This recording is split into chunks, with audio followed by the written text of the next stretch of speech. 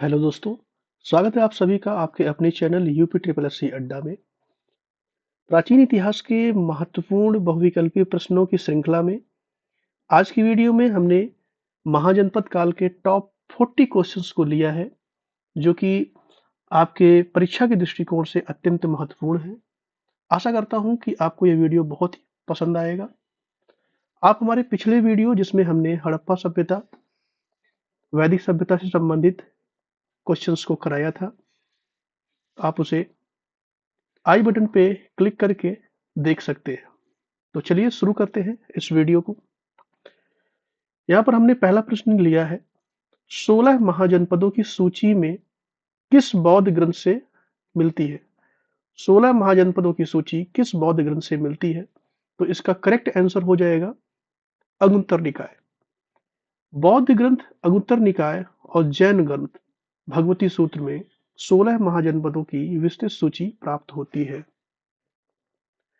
अगला प्रश्न है, प्रथम मगध साम्राज्य का उत्कर्ष किस शताब्दी में हुआ? तो प्रथम मगध साम्राज्य का उत्कर्ष छठी शताब्दी ईसा पूर्व में हुआ।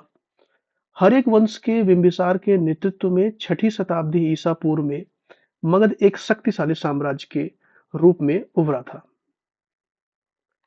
अगला प्रश्न है, महाभारत के अनुसार उत्तरी पांचाल की राजधानी कहाँ स्थित थी?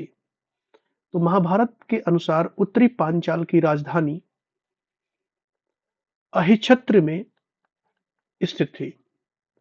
पांचाल महाजनपद दो भागों में विभक्त था।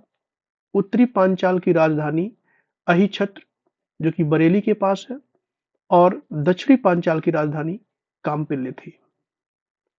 अगले प्रश्न की तरफ चलते हैं। गोदावरी नदी के तट पर स्थित महाजनपद कौन सा था? तो गोदावरी नदी के तट पर स्थित महाजनपद अस्मक था। इसका करेक्ट आंसर हो जाएगा ऑप्शन सी, अस्मक। अस्मक एक मात्र ऐसा महाजनपद था जो दक्षिण भारत में गोदावरी नदी के किनारे स्थित था। इसकी राजधानी पोतान या पोटली थी। पोतान या फिर पोटली। अगले क्वेश्चन की तरफ बढ़ते हैं। अगला क्वेश्चन है, पाटलिपुत्र के संस्थापक कौन थे? जो पाटलिपुत्र राजधानी थी, इसके संस्थापक कौन थे? तो उसके करेक्ट आंसर हो जाएगा उदयन। उदयन पाटलिपुत्र के संस्थापक माने जाते हैं। हर्यक वंश के राजा उदयन ने गंगा और सोन नदियों के संगम पर पाटलिपुत्र, जो कि आज के समय में पटना नाम से जाना जाता है, इस नगर की स्थापना की और राजधानी राजगृह से स्थानांतरित करके पाटलिपुत्र ले गए। अगला प्रश्न है, उज्जैन का प्राचीन काल में क्या नाम था? तो उज्जैन का प्राचीन काल में नाम अवंतिका था या अवंती। तो उज्जैन अवंती महाजनपद की राजधानी थी, जिसे प्राचीन काल में अवंतिका कहा जाता था। अगले प्रश्न की तरफ बढ़ते हैं। मत्स्य महाजनपद की राजधानी विराटनगर किस क्षेत्र में स्थित थी? तो मत्स्य महाजनपद की राजधानी विराटनगर जयपुर, जो कि राजस्थान में पड़ता है, वहां पर स्थित है। इसका correct answer option A, Jaipur, Rajasthan. Matsya महापद वर्तमान राजस्थान के जयपुर, अलवर और भरतपुर क्षेत्र में विस्तृत था। क्वेश्चन संख्या 8 पे चलते हैं। मगध की प्रारंभिक राजधानी कौन सी थी? तो मगध की प्रारंभिक राजधानी राजगृह थी, जिसे गिरिव्रज भी कहा जाता था। मगध की सबसे पुरानी राजधानी गिरिव्रज या फिर राजगृह थी, जो 5 पहाड़ियों से घिरी हुई एक सुरक्षित नगर थी। अगले प्रश्न की तरफ बढ़ते हैं। चंपा किस महाजनपद की राजधानी थी? तो इसका करेक्ट आंसर हो जाएगा अंग। चंपा अंग की राजधानी थी। अंग महाजनपद वर्तमान में बिहार जिले के भागलपुर और मुंगेर। अंग जनपद वर्तमान में बिहार के भागलपुर और मुंगेर जिले के मध्य में स्थित था, जिसकी राजधानी चंपा थी। अगले क्वेश्चन की तरफ बढ़ते हैं। अजातशत्रु के वंश का नाम क्या था? तो इसका करेक्ट आंसर हो जाएगा हर्यक। अजातशत्रु के वंश का नाम हर्यक वंश था। तो अजातशत्रु बिंबिसार का पुत्र था और हर्यक वंश से संबंधित था, और हर्यक वंश को पित्तहंता वंश भी कहा जाता है। अगला प्रश्न है, विश्व का पहला गणतंत्र वैशाली में किसके द्वारा स्थापित किया गया था? विश्व का पहला गणतंत्र वैशाली में किसके द्वारा स्थापित किया गया था? तो इसका करेक्ट आंसर हो जाएगा लिच्छवी। वज्जी संघ के लिच्छवियों ने वैशाली में विश्व का पहला गणतंत्र स्थापित किया था। अगले प्रश्न की तरफ बढ़ते हैं। शिशुनाग वंश का वह शासक जिसके समय में द्वितीय बौद्ध संगीति का आयोजन हुआ था। तो आपको बताना है शिशुनाग वंश में कौन सा शासक था जिसके समय में द्वितीय बौद्ध संगीत का आयोजन किया गया था। तो उसका करेक्ट आंसर होगा कालाशोक। कालाशोक के शासन काल में 383 ईसा पूर्व में वैशाली में द्वितीय बौद्ध संगीत का आयोजन किया गया था। अगले क्वेश्चन की तरफ हम बढ़ते हैं। अगला क्वेश्चन है, निम्नलिखित में से कौन सा एक ईसा पूर्व छठी शताब्दी में प्रारंभ में भारत का सर्वाधिक शक्तिशाली नगर राज्य था? यानी छठी शताब्दी ईसा पूर्व के प्रारंभ में भारत का सर्वशक्तिशाली नगर राज्य कौन सा था? तो करेक्ट आंसर होगा मगध राज्य। अपनी भौगोलिक स्थिति, लोहे की उपलब्धता और शक्तिशाली शासकों के कारण मगध सबसे शक्तिशाली महाजनपद बनकर उभरा था। अगले क्वेश्चन की तरफ बढ़ते हैं। काशी महाजनपद किसके लिए प्रसिद्ध था? तो काशी महाजनपद सूती एवं रेशमी वस्त्रों के लिए प्रसिद्ध था।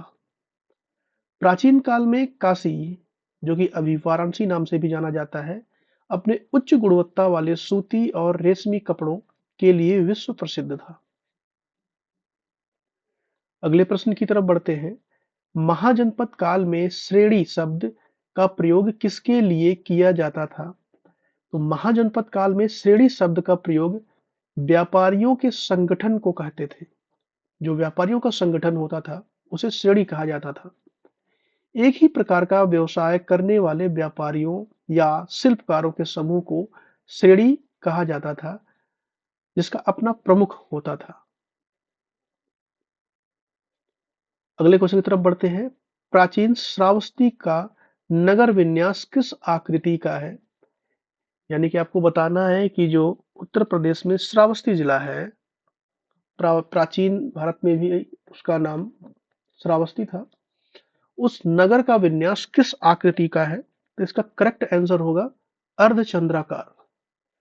कौशल की राजधानी श्रावस्ती का उत्खनन अलेक्जेंडर कनिंघम ने किया था।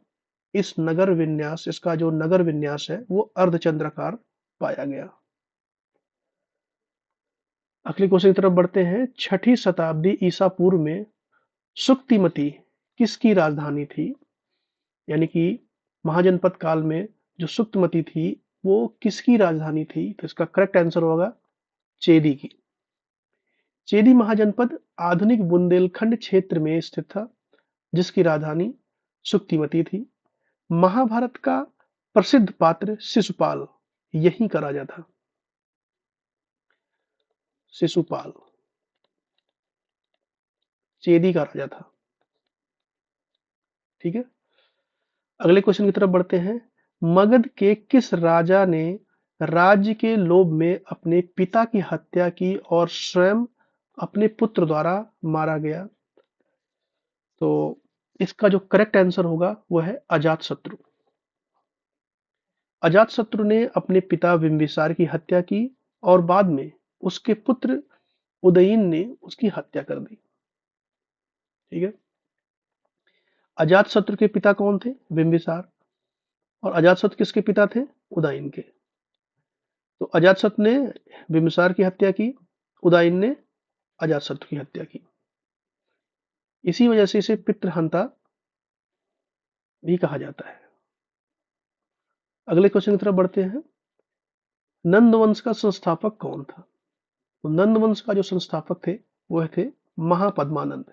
इसका करेक्ट आंसर ए हो जाएगा, महापद्मानंद। महापद्मानंद ने शिशुनाग वंश को समाप्त कर नंद वंश की स्थापना की थी। तो शिशुनाग वंश महापद्मानंद ने किस वंश की स्थापना की? शिशुनाग वंश। शिशुनाग वंश को खत्म किया और फिर स्थापना किसकी की? नंद वंश की। ठीक है। अगला प्रश्न है, प्रसिद्ध चिकित्सक जीवक किसके दरबार से संबंधित था? तो इसका करेक्ट आंसर हो जाएगा बिंबिसार। प्रसिद्ध चिकित्सक जीवक बिंबिसार के दरबार से संबंधित था। जीवक मगध नरेश बिंबिसार का राज्य वैद्य था।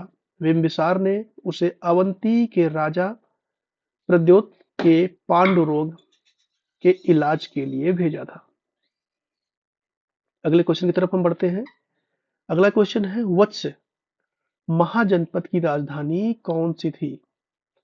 तो जो वत्स महाजनपद था उसकी राजधानी थी कौशाम्बी। वत्स महाजनपद आधुनिक प्रयागराज के आसपास स्थित था, जिसकी राजधानी कौशाम्बी थी। यहाँ का प्रसिद्ध राजा उदयीन था। यहाँ का जो प्रसिद्ध राजा कौन था? उदयीन। अगले प्रश्न की तरफ बढ़ते हैं। मगध के किस शासक ने पहली बार युद्ध में रथ मूसल और महाशिलाकंटक जैसे हथियारों का प्रयोग किया था? तो इसका करेक्ट आंसर हो जाएगा अजातशत्रु ने। अजातशत्रु ने वज्जी संघ के विरुद्ध युद्ध में इन दोनों यानी कि रथ मूसल और महाशिलाकंटक शक्तिशाली यंत्रों का प्रयोग किया था। महाशिलाकंटक क्या था? इसके द्वारा पत्थरों को, बड़े बड़े पत्थरों को फेंकने का काम किया जाता था। ठीक है, आपने बहुत सारे मूवीज में देखा होगा, ऐसे एक रहता है और यहाँ पर पत्थर रख करके उसको फेंका जाता है, उसे महाशिला कंटक कहते हैं। अगले प्रश्न की तरफ बढ़ते हैं। कौशाम्बी किस नदी के तट पर स्थित है? कौशाम्बी यमुना नदी के तट पर स्थित है। वत्स की राजधानी, अभी आपको मैंने पहले बताया, वत्स की राजधानी कौशाम्बी थी, जो कि यमुना नदी के तट पर स्थित थी और यहाँ एक व्यापारिक केंद्र था, बहुत ही प्रमुख व्यापारिक केंद्र था। अगले क्वेश्चन की तरफ बढ़ते हैं। गोनद, उज्जैनी और माहिष्मती किस महाजनपद के प्रमुख नगर थे? इसका करेक्ट आंसर हो जाएगा अवंती। अवंती महाजनपद के दो भाग थे। उत्तरी अवंत की राजधानी उज्जैनी और दक्षिणी अवंत की राजधानी माहिष्मती थी। अगले प्रश्न की तरफ हम बढ़ते हैं। अलेक्जेंडर, जिसको सिकंदर भी कहा जाता है, उसके आक्रमण के समय उत्तर भारत पर किस वंश का शासन था? तो सिकंदर के आक्रमण के समय नंद वंश का शासन था। जब 326 ईसा पूर्व में सिकंदर ने भारत पर आक्रमण किया, तब मगध की गद्दी पर नंद का अंतिम शासक घनानंद आसीन था। ठीक है। अगले क्वेश्चन की तरफ बढ़ते हैं। ग्रीक लेखकों ने किस मगध शासक को अग्रमीज कहा? तो ग्रीक शासकों ने घनानंद को ही अग्रमीज कहा। यूनानी इतिहासकारों ने घनानंद की विशाल सेना और शक्ति के कारण उसे अग्रमीज के नाम से पुकारा था। क्यों पुकारा था? क्योंकि इसके पास एक विशाल सेना थी। आगे हम बढ़ते हैं। महाभारत काल में कुरु महाजनपद की राजधानी क्या थी? तो कुरु महाजनपद की राजधानी थी इंद्रप्रस्थ। कुरु महाजनपद आधुनिक दिल्ली और हरियाणा के क्षेत्र में फैला हुआ था, जिसकी राजधानी इंद्रप्रस्थ थी। अगले प्रश्न की तरफ बढ़ते हैं। जैन ग्रंथ भगवती सूत्र के अनुसार 16 महाजनपदों में से कौन सा महाजनपद आधुनिक बिहार में स्थित नहीं था? मगध स्थित था, अंग भी स्थित था, वज्जी भी स्थित था। करेक्ट आंसर आपका हो जाएगा वत्स। वत्स कहां पर था? उत्तर प्रदेश के प्रयागराज में स्थित था। वत्स, ठीक है, प्रयागराज में स्थित था वत्स। वत्स की राजधानी आप कमेंट बॉक्स में हमें बता सकते हैं। अगले क्वेश्चन की तरफ बढ़ते हैं। प्राचीन श्रावस्ती के खंडहर वर्तमान में किस जिले में स्थित है?